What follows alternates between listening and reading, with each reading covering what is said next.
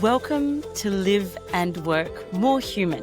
When you're here with us, you're part of the community driving change. Each conversation is an invitation to grow, to question, and to co-create a future where people, business, and society flourish together. And we, myself, Sally Clark, and my co-host, Alexis, are here to guide you on this journey, connecting you to big ideas, bold conversations, and courageous questions that will help you live and lead more human every single day. Today, we are delighted to be speaking with Christopher O.H. Williams, who's a TEDx speaker, a former Fortune 500 executive, who serves as a board director, a business consultant, an executive mentor, and a public speaker on strategy, governance, and transformation. He's the author of the brilliant new book, C.O.U.R.A.G.E, 7 Choices for Living a Life Without Regret. This was a really beautiful conversation today, Lex. What stood out for you most? For me, it was a real call to action, to be honest. So I think Christopher really unpacked for us these different sort of things that we can do to be more courageous. And for me, and I don't want to be a spoiler alert for the episode, but the call to action around unmasking our own fears was really, really powerful. I think courage can feel really challenging in a world with so many external layers of pressure and expectation on top of us. And so to really step into being courageous, it really does take for us to peel back some of those layers and look at what's driving our fear. So that for me felt like a real call to action. And how about you, Sal? I think for me, his sharing that, again, it's probably spoiler alert, but sharing that courage is a choice that we can make. It's not something that some people have, some people don't. It's really something that we can choose to lean into, and we can also build it as a skill. There's a lot that we can do very actively to lean into our own courage and to really create a life without regret through courage. So I think there's a lot to inspire in this conversation. I could not agree more. And courage is something that we all get to choose to possess in our lifetime. So this episode is hopefully going to give you the playbook for stepping into your courage. And without further ado, let's delve in. Before we dive into the full episode, here's a quick message from our podcast partners. What if every organization could deeply understand and optimize the potential of its greatest asset, its people? Humanico blends cutting-edge insight with powerful organizational intelligence to give leaders a single, clear map of their people and how they thrive. Cut through the noise of disconnected tools and surveys. Humanico brings it all together into one dynamic, intuitive platform, empowering better decisions, wiser strategies, and stronger teams, so humans and organizations flourish. Humanico, putting people first at every level. To learn more, visit humanico.co/live and work more human. That's humanico.co/live and work more human. Christopher, welcome to the podcast. We are so delighted to have you with us today to explore your incredible new book. We'd love to start by hearing from you. What prompted you to write a book about courage? Well, first and foremost, thanks for having me. I've listened to your podcast and I'm excited and honored to be on it as a guest. To answer the question, I have always enjoyed writing, and it's something I've done throughout my life. I've written poems. I write letters. Everyone thinks my Christmas cards are the nicest ones because I write a lot of interesting notes in them. But anyway, so I've always had that tendency. And what happened in 2018 was a little different. I had been working quite long in my corporate career and decided in 2018, after a very hectic year in 2017, that I wanted to take my life in a different direction. So what happened in 2017 was a great year professionally and personally, but one that made me start to reflect back on my life and all the experiences I had had and all the people I had encountered during that journey. I was born in Sierra Leone, had moved to the US, and at the time I was living in Germany, and there'd been lots of travel in between. I wondered, what was my gift to all of these people? What was my gift to the world at large? And it didn't feel like it was continuing to make money for a large corporation. It was something a little bit more fulfilling, at least for me personally. And so I decided I would make a change. I wasn't sure what that change would be. So I asked myself, what would be the new sort of operating philosophy of my life going forward? and started to reflect on my own past and what had worked and what hadn't worked.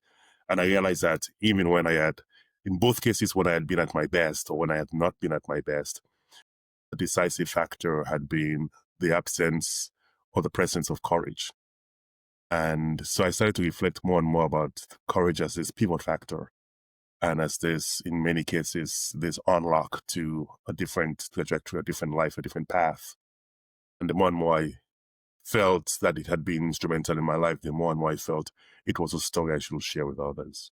So it was that need to get that message out, plus the confidence and the conviction of my own thinking, plus the desire to write eventually, and this felt like it was the right time and the right story that I could own and talk about in a very, unique and passionate way. And then the book came out of that. Thank you for sharing that, Christopher. And I want to dive into this word courage that you write about in your book. Can you tell us, is courage a personality trait or is this a choice? It's interesting. We've always been presented the idea of courage as something supernatural. When you go back and watch all the superhero movies or all the, even the classics, Spartacus, there are these people who seem to have these otherworldly abilities that many of us can just look at in awe and we don't have or we might never have access to. But I think that's not true. I think courage, some people have a predisposition to showing courage maybe easier than others, but ultimately we all have access to courage. And I think for those of us for whom it doesn't come naturally, we have to work on it. And that decision to work on it and then put in the time to refine our ability to be courageous, then that becomes a choice. And obviously, and even within that, it's not easy for everyone.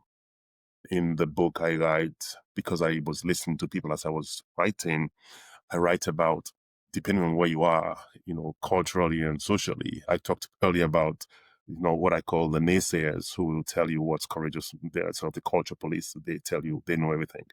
But society generally tends to ascribe the ability to different people. And sometimes it's depending on demographics and other, tensions or dysfunctions in society where you are. Your group or your person or your phenotype, your demographic might not be seen as worthy of courage or able to practice courage because maybe there are more challenges that you have to deal with. So those groups have to work harder. If you're a young girl in Afghanistan, you've got to figure it out a little bit more. It's a different conversation. It's a different path. But that doesn't mean you cannot be courageous. Malala Yousafzai came out of, the Pakistan region, and was able to become this, towering global figure, by persisting in a way that was threatening to her life.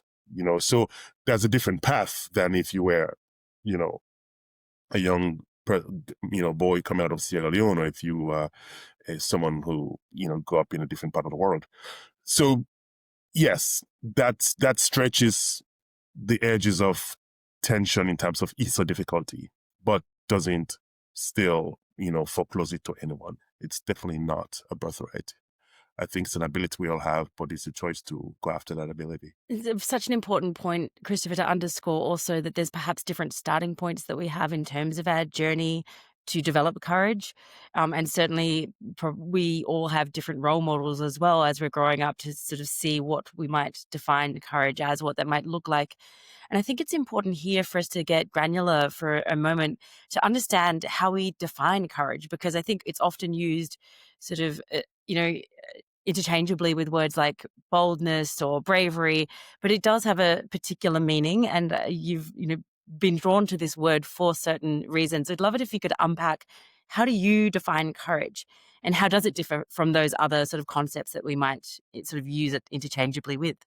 Yes, no, it's interesting. I tried to defragment it a little in the process by first going to dictionaries and trying to see how they all spoke about courage. And yes, you see this conflation of courage and boldness and bravery, and on the extreme, bravado, and those are all sitting on a spectrum, But in a nutshell, I define courage as, the ability to act driven by a virtuous mission or that is important to you, and to act despite the risk to you in doing so.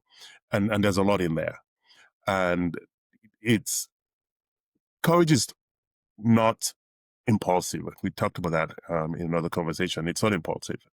It's a product of deliberation. It's a product of thoughtfulness because it's attendant and responsive to the elements of risk and fear. But then it pushes action in spite of them.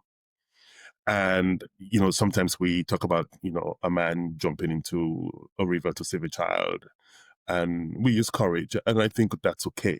But in reality, that action may not have the wrong deliberation that courage lends itself to. It might be adrenaline, it might be impulsive, it might just be suspending fear and just, doing what felt right at the moment. And those are all laudable. I'm not taking anything away from that. But when we start to talk about courage, it's a little bit more of a thoughtful process that really measures, the risk, but counterbalances that with, the sense of mission, the sense of virtue, maybe some more clarity, something that says this is more important than that. And I'm going to run the risk. I might get hurt. Something might happen to me that I don't want to happen, but this is much more important, and I'm going to do this instead. So for me, that element of impulsiveness is what I take as a massive sort of pivot in terms of one versus the other. And then there are the times when we get to the extreme and maybe the not so desirable parts of how we act sometimes, which is, overconfidence and bravado, and we rash. And that has absolutely nothing to do with courage. Because ultimately that might be responses to fear itself being masked as other things. And that's a very different, set of behaviors than what courage truly is. So yes, it's the idea that you act, you have the ability, and you use that ability to act in service of a sense of mission, a sense of purpose, despite the risks that you face in doing so. Christopher, what's interesting when you were explaining that is something that felt like it was coming through for me is that courage has sort of this underlying element of humility as well, in that the intentionality piece calls for you to actually consider risk and carefully consider risk before stepping forward to do something. And I wonder, is that something in your journey that you've had to experience as well, sort of the humility of maybe even failing and then having to courageously still move through that towards that greater purpose that you mentioned as well? Absolutely. So there's a sense of service and selflessness that comes with courage, because in order to pursue this sense of clarity that compels you, you first have to and do so in spite of risks. You are in effect, not making yourself front and center to the conversation. It's a service-minded perspective, and that automatically brings a sense of your own place, and in being that instrument of change, and that humility is now very entrenched in that. And as you act, I think it's also important to, understand as you're being courageous that you will not always succeed. But courage places things in this longer time frame, this longer horizon of time. And what you end up really focused on is, number one, am I being, clear? It's my sense of propulsion, it's my motivation. Is it virtuous? Is it clear? And that's important to you. And that's more important than am I solving the problem in the first step or immediately. So you're very comfortable with this move towards the goal. And it's very confusing for people, because some people, I think, expect the moral clarity to ultimately and immediately result in some positive, action or positive benefit. And with you perhaps knowing and acting like you know the answers, and you have no questions about yourself. And it's not true. It's actually quite messy how you sort of find that path, but you're guided by that North Star and stay on that path. A good example is Abraham Lincoln, who oscillated and vacillated. Vacillated, I'm not sure what the word is, but he oscillated back and forth, trying to figure out what to do, with the issue of slavery. And it was complex, but it was a period of time. And he knew all along what he wanted to do. He knew all along what the risks are. And he was trying to navigate the path to get there. And you might say, well, it took too long. And, that's always you can criticize. But I think he was quite courageous on the process. And shortly after he succeeded in winning the war, he was killed. So it's the process. Not everyone gets killed, thankfully.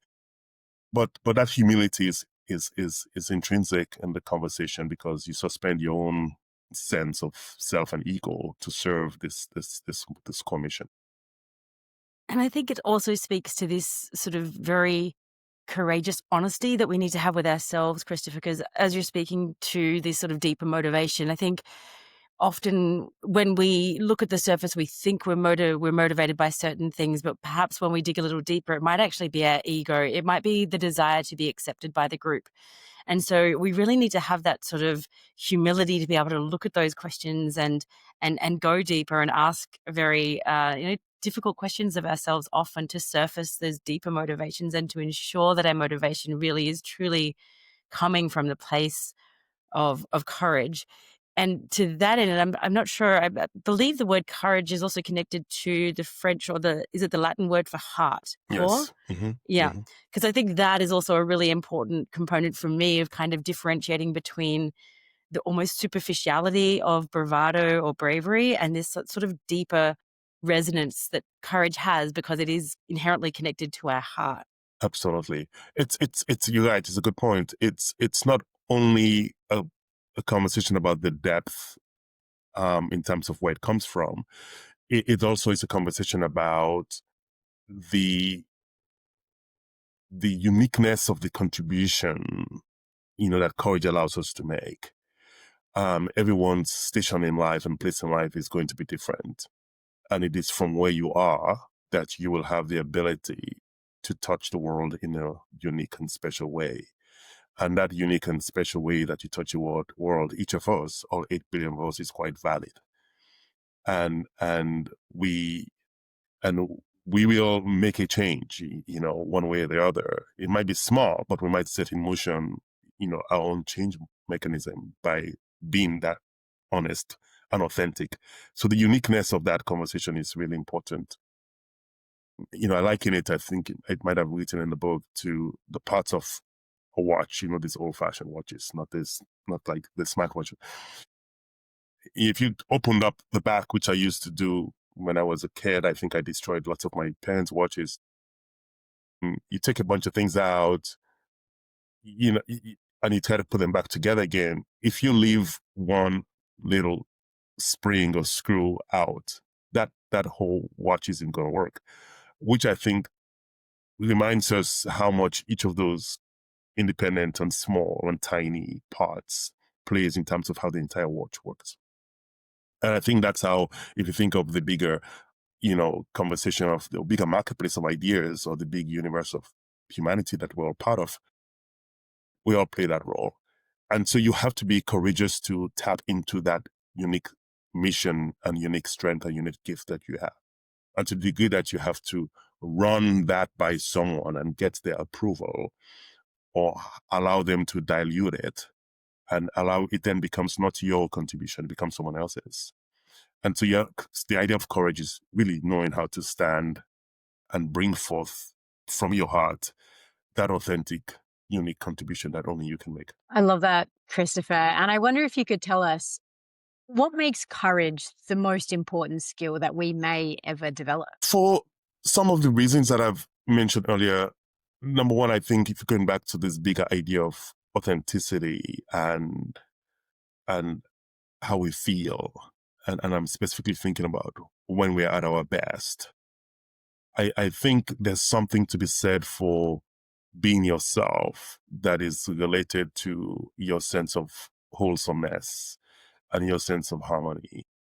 And so to the degree, if you find yourself, or we find ourselves, I definitely have, at least professionally, and sometimes even on a personal level, find myself in situations where I'm not feeling like I can be myself, then I'm not really functioning at my best. I'm not as productive as I can be.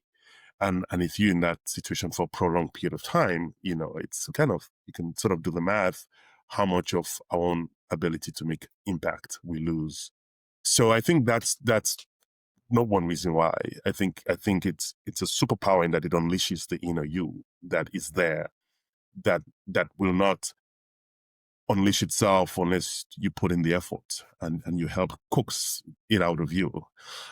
Because we have social structures and expectations and norms and values and tribes and all these complexity around us that forces us ultimately to conform. And I'm not saying that's those constants or the ability or the impact of them is to minimize them. But you have to find the right balance where you are subscribing to, structures and norms that ultimately smother your own true ability to be yourself. So that's what I think. The other reason why I think it's, and that's at a personal level, at a societal level, it is a growth process. Growth is painful. I have teenage kids, and I've been told, I don't remember it happening to me, but I've been told that as you grow, it actually is physically painful. But growth is painful, and not because it's bad, but it comes with some stress, because you have to transition from a place where you're comfortable to a place where you're uncomfortable, and that always is going to need something to propel you, that escape velocity. And that's what courage is, to get you into the point where you're growing or making an influence and impact on the world, even though it's uncomfortable.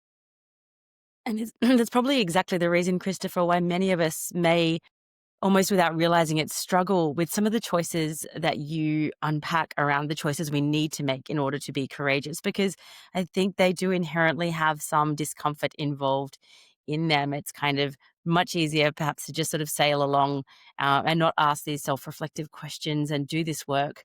But it is so important to be able to then live life with intentionality and with the impact that we want to have. You outline in the book 7 choices that actually align with the 7 letters that comprise the word courage. I'd love it if you could just very briefly walk us through each of the 7 choices, and perhaps if there's one that you feel is particularly alive for you right now, if you'd like to share a little bit more deeply about what that particular choice involves and what it looks like. Yeah, absolutely. So going back to the early research around what courage was, I quickly discovered that it wasn't just this one phenomenon, this one moment in time that determined whether you were courageous or not. I quickly realized that there were a number of constituent elements that together, built one's, quality of courage. And as I looked at them, I didn't also want to say they're all prescriptive, where you need 10% of each one. That felt too contrived. But I felt and I discovered that they are all present in some way, shape, or form in our lives. And part of the journey of courage is developing and working with some intentionality on all of them. And then living serendipity and I think and circumstance to really bring them together in ways that are powerful and impactful. And so the first one is just having a moral compass. And I use moral here very intentionally because I don't want to justify every crazy person who does bad things that people don't like and put them in the whole conversation of courage. I think, Aristotle talked about morality being a big part of it. I think it's also important part of it because of this element of selflessness that comes into play, not all the time, but much of the time. So number one is just having a sense of purpose. And sometimes we get worried about what that means. It doesn't mean you have to go through this massive scripted exercise of finding a purpose. I think on the very basic level is just having something that you care about. Because ultimately you need something for courage to work for. You need something that counterbalances fear and all the other in ways that we discover on our own to smother courage. So you need something that you truly believe in. So that's one. So that's the C, of commit to a purpose. And then always own your potential. We can have a sense of what we want to do, but we still struggle with with self-doubt. We still struggle with self-confidence. And that is something that I wanted to cover specifically. Having purpose doesn't automatically mean that you have self-confidence. I think we have to work on self-confidence. We have to work on a sense of, it's not a popular word now, but sense of our own entitlement. I think we're entitled to our own potential. Hopefully not at the expense of others, but we're entitled to be the best people that we can be. And so we have to work on that and significantly focus time on building that sense of confidence. And is unmask fear. And, this is where a lot of this is where a lot of the opposition comes from. And fear comes from different places. Sometimes it comes from within us. Sometimes it comes from external to us. And it doesn't matter. I think it has to be interrogated. It could come from our own sense of, self-doubt. It could come from our physiological predisposition to fearing things, that are strange and new. But the advice I give is to interrogate it, is to stop and really challenge it and understand, where does the fear come from? Have you done this thing before? Have you seen other people do this thing before? What's the worst that could happen? And can you live with that? So even if the bad things happen, but is that the end of the world? So there are different ways that I try to, coach readers to sort of unmask fear. C.O.U.R.A.G.E is the idea of rejecting, distracting voices. The first time I wrote the book, the first chapter, I think I call that chapter, Ignore the Mob. So the voices, and some of them are well-intentioned, quite honestly, and they are seeking your best interests and they are cautioning you, which is, again, you have to listen to them. I'm not saying ignore everyone. You got to listen and process. But sometimes you're ready for change, maybe more so than people around you think you're ready, and you know that you're ready for that change. And so they are asking you to be cautious, but you know that you need to make that move.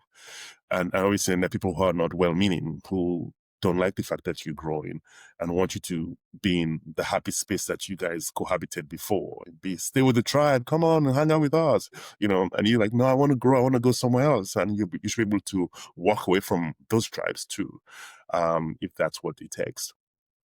And then A is acting, because none of this really matters if you don't act, and the one advice I give is just take the first step.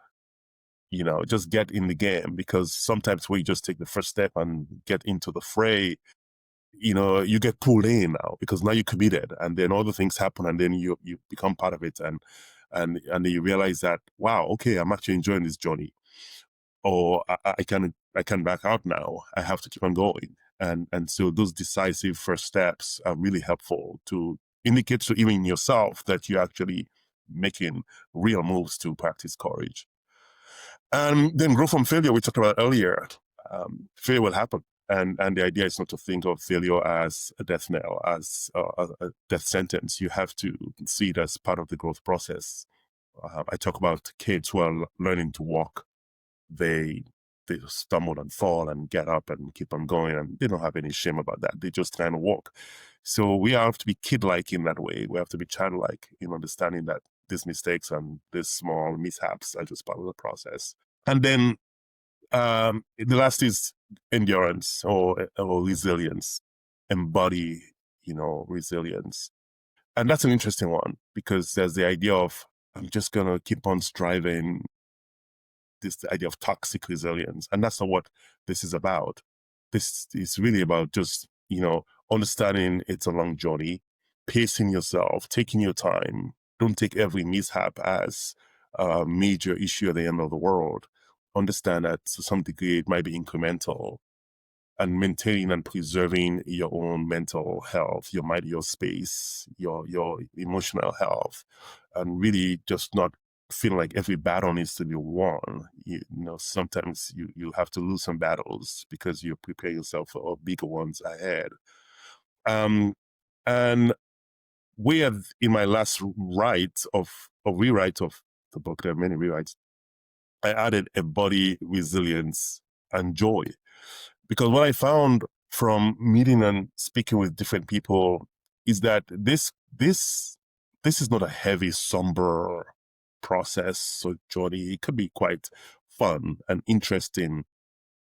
The promise of finding your own path in the world, for me, that's an interesting adventure to go on that I think is very positive and could be and should be joyful.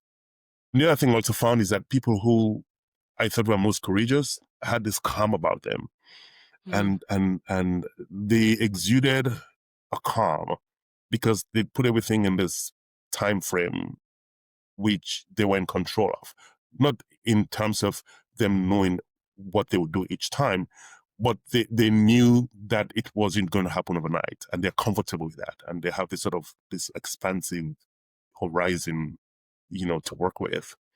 And so they can take things more easily and calmly. And that calm, was infective. It was infectious with others. It made other people Mm. calm around them, and it created a sense of, wow, I enjoy talking to Sally because when I leave, I'm always so inspired, and she's so positive, and so this idea of really intentionally picking joy, the glass is half full, and looking for positivity because it begets it begets qualities in others that is helpful to you and helpful to them. And then it lowers the risk of failure. Because if people are thinking of you in positive terms, they are helping and rooting for you to do well. So your risk or your sense of stress is lower and you can take more risks. I love joy as a strategy. I think I'm going to just write that on the wall. It's so powerful. And it's such an important reminder to us, Christopher, because I think we do often sort of think of this process as something that has to be taken very seriously, which is also why we're so scared to fail. I think, really highlighting that sort of levity that we can bring to it when we have the balance of confidence, knowing when to act is also a part of it. As I love these calm people who have that aura of calm around them, but it's not because they're inert or they're passive. It's because they're very intentional and very aware of sort of when they need to make shifts, when they need to be moving forward, when they need to be holding back, which are all acts or, sort of practices of courage. I did just want to, for a moment, double click on, rejecting some of those negative voices, because as you were speaking, I was thinking of my own experience after I went through a burnout and I decided to leave the legal profession. And my dad was really upset with me. And it took me quite some months to sort of navigate the process of him recovering from his anger. And I realized that, he grew up at a time where uncertainty was rife. And the one thing that everyone wanted was stability and security. And so in me rejecting this very stable and secure profession was unthinkable to him. So it was both this sort of compassion that I was able to see his position with, but also knowing that I had to stay true to what was right for my own journey, irrespective of the pressures that I might have felt for him. I think it's a really important one for all of us to be able to acknowledge, as you said, you're taking advice and mentoring and seeking our community, but also coming back to what truly is the right and often courageous choice for ourselves. Yes. No, absolutely. And you had asked earlier which one was the one I would zero in on. And it's that one. And it happens to be dead in the sense of the word R. Yeah, because that plays out in so many ways. It plays out in how we are pre-programmed for conformity. And again, there was a need for that as the world evolved. I'm not trying to, flush history down the toilet. I'm just saying that has impacted how we all show up. It shows up in the way we have relied on standards and systems and institutions, to guide us. And more now, the Edelman Trust Barometer talks about how institutions are losing trust. And I think that's a bit of what we are all struggling with. But when you're on this journey, you need to be able to know which of these things to walk away from. And it's not easy because, again, like you said, we have parents who grew up in a different era, and my kids probably will think the same thing about us, where you want the best for someone, and it's all driven by fear, right? So that fear wants you, and you want them to be excellent in the way that we think of excellence, which is, again, is part of this pre-programming. And when they're not excellent, it makes us fearful for them. So again, it's well-meaning, but it plays into a bigger question about whose drum are you dancing to, whose music are you dancing to. So and sometimes those periods of divergence are quite painful, And then structurally, they're just things that I had to do when I left my last corporate job. It was interesting how the world itself reacts differently to you once you don't have the title or the company name. And again, that's all the pressure that you have to deal with. There were professional clubs that had been asking me to join, and all of a sudden they didn't want me to join anymore because I wasn't current. I don't know what that means. I'm still alive, but I'm not current.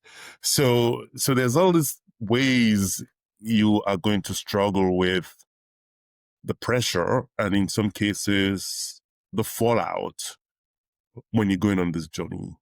So that's a big part of this courage journey, and that ties directly at the end of the conversation to resilience as well, which are the two favorite ones for me. Christopher, I love that insight so much. And sort of to rewind even all the way back to Sally's, I deeply resonate with your experience, Sal. And it's interesting, I think, because for me, the unmasked fear piece is really quite intriguing, because I think our fears are so multidimensional and they come in so many layers. And it's not until we start unpacking layer after layer after layer, we start to realize how many layers there are on top of our own expectations for ourselves. And just listening to you speak there, Christopher, like this fear of not being relevant, or the fear of no longer meeting the expectations of the mob or of parents or of friends, or the fear, of what people might think.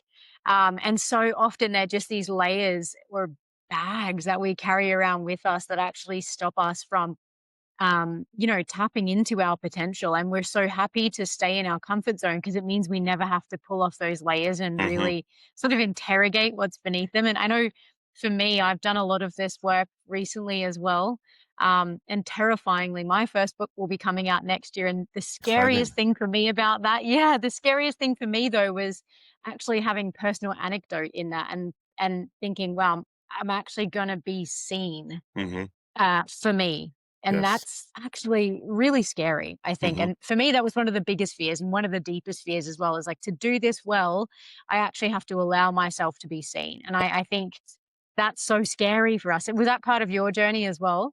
Yes, absolutely. I mean, you can sort of try to check the boxes on, here are all the things that I can do that are beneficial to me, but still keep me coloring, between the lines and keep me somewhat neutral, in terms of, voicing my own individuality in any way. And I think we'll get really good at doing that until we all just bland. I mean, I'm not being judgmental here. I'm just trying to describe, the concept as best as I understand it. So that's something you have to step out of that in this conversation with yourself, or if you're writing a book, is that you're not doing this so that you can feel and be like everyone else, or you're not doing this so that everyone else can feel happy. And you should be fine with people saying, well, I don't like you, you don't hang out with me anymore. You don't come to the bar with me anymore. Say, well, sorry, I'm working on something else these days. Or, I didn't like what you wrote in your book. Well, I appreciate that. And let's have a conversation about that, because in that conversation, you and I can get clarity about ourselves. And that is the point of the book, more so than you were right or you were wrong, or I like it or I hate it. I don't care, quite honestly, if you like it or hate it. I mean, I'm trying to sell books, so I don't want to be offensive to my readers, but that's not the point. The point is, wow, that's interesting. I always thought about that differently, and here's how I think about it, or here's how I'm going to course correct. Or I might learn something. Say, oh wow, I missed that. Okay, that's going to be something I talk more about when I'm giving speeches, and say I even learned this after I wrote the book. And all those are part of the process, because it's all about that discovery and the progression, and not about I got it right or wrong. Because it's like, how do I evolve as I live my life? And to avoid what I write about early in the book, with Bronnie Ware, who was a palliative caregiver, I'd interviewed all those people close to end of life. And, the number one thing many of them said was, I wish I'd had the courage to live a life that was true to myself, not what others expected of me. For me, that would be that's what I'm trying to avoid, at least for myself. I mean, I must say I won't have some regrets. I probably will have regrets, but I don't want to feel like, oh my God, I just missed the boat on this thing called life. Yeah, I think part of the idea was a wake-up call that we all get on that path. It's such a powerful reminder. I actually coincidentally listened to a conversation with Bronnie just last week, and I think she really, was whenever Australian, I think, if I remember she is, correctly. yeah, yeah, and whenever I connect with her story, it really does bring up a lot of emotion for me, because it really is this incredibly potent reminder of the fragility and preciousness of life, and the assumptions that we have about its length and how it might go, often completely undermined.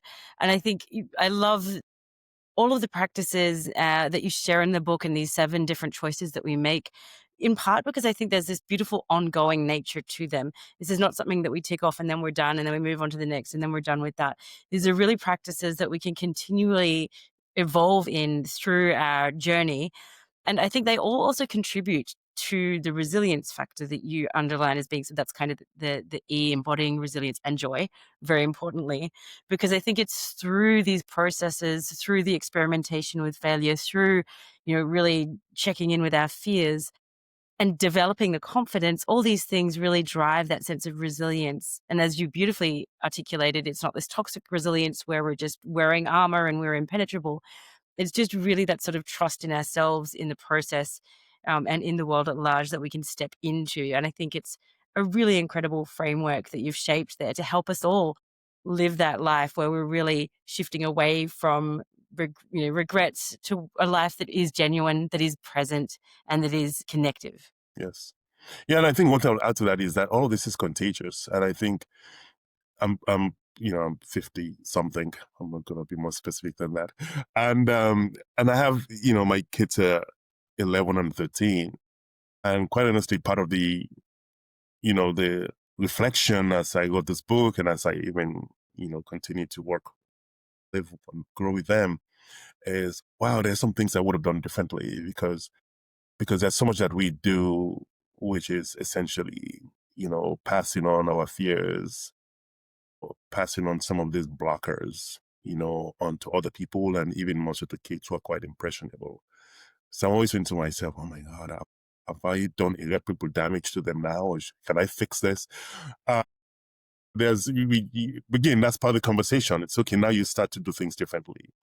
And you want them to not be in a situation where they are locked in this sort of autopilot mode because they're so fearful of everything, or because you've taught them and because they trust you, they've internalized all of these stressors, which quite honestly may not be helpful to them in the long term. So that reflection is also there, how contagious some of this is, not just with everyone around us, but even more especially with kids. I love that, Christopher. And I get the sense it's probably bi-directional as well. I don't have children, but I imagine when you see your children doing courageous things, that's inspiring. And likewise for children with parents. I know with my parents, a lot of their courageous decisions. I come from a very working class family, so there are no authors or surgeons or anything like that in my family. But the courage my parents had to raise us in the way they did is, it has been remarkably impactful in my life. So I definitely think it's this beautiful bi-directional thing, isn't it? Yes, I agree. And the full circle to the first question, and that's why I love the idea of everyday courage. And I tried to in the book, I mean, there are historical people I refer to, but I used models that I know that I met who are not well known, famous people, and just ordinary people who've sort of made some of the choices that your parents made. So, and I think that's important for us to realize that we all have access to this, and there are people around us who embody courage all the time, and we just have to be maybe more attentive and more appreciative.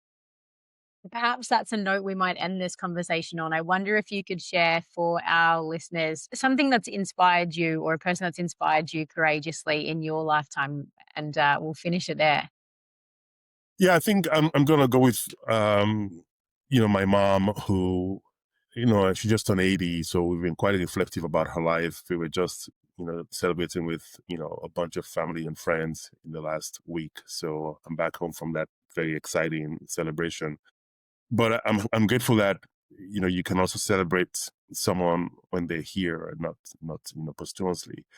Um, I think she's modeled everything that I talked about, and she wasn't a muse, but as I wrote and came to the end of the book and was reflecting on what all the 7 choices were, I started to appreciate people that I had met who, again, are these quiet heroes who don't live with a lot of fanfare, but everyone tends to gravitate towards people like being around them. People walk away from conversation with them feeling like they were being empowered or inspired in some way. And so she's a model of that. Her mom died when she was quite young, and she had to be a mom to her siblings, when she was still a teenager. And so she has that relationship with them where she's both sister and, mom to some degree. And, just her intense, belief in positive outcomes. And it's not just hoping, because I'm very careful to say hope is not a strategy. But it's also coupled with, the work, understanding, again, having the long view and working on the small things, and having faith that they will all, conspire towards the goal that you have. And this, which is thoughtful, she's not impulsive, but she acts. And so that's a really important part of it. So all the elements of faith and optimism, of acting, of having this strong sense of what her agency is in the process to courage. We can talk about it, we can think about it, but you have to believe in it yourself and make it happen in small ways. And I think it's played out in her life. And she made sacrifices along the way. I mean, I think she'll look back and say, there's lots of things I could have done with my life. But again, there's that element of service and humility which plays in and makes you somewhat selfless and service-oriented. But it's not material wealth or material benefits as much as the universe, the community of people that she impacted. And so, yeah. So I could go on and on about her, but I think she's a model of courage, which I was excited and fortunate to be around growing up, that I think quite honestly helped me, as I was asking myself the questions, feel connected to the work that I was doing, because, subliminally I had experienced someone like that around me. So I was able to relate to these questions in an easier way, I think.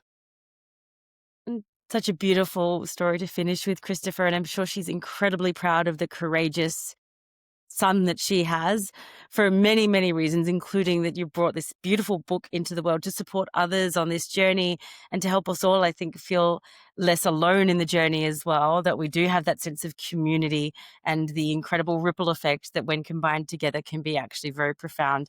Christopher, thank you so much for being with us today. It's been a delight to speak with you. Thank you so much for having me. I enjoyed chatting about the book and getting to spend this beautiful morning with you guys. Well, morning my time. Thanks, Christopher. Thank you. Thanks for being with us for this episode of Live and Work More Human. If you'd like to learn more about today's guest, you can find all the details in our show notes or visit us at liveandworkmorehuman.com. We'll see you next time.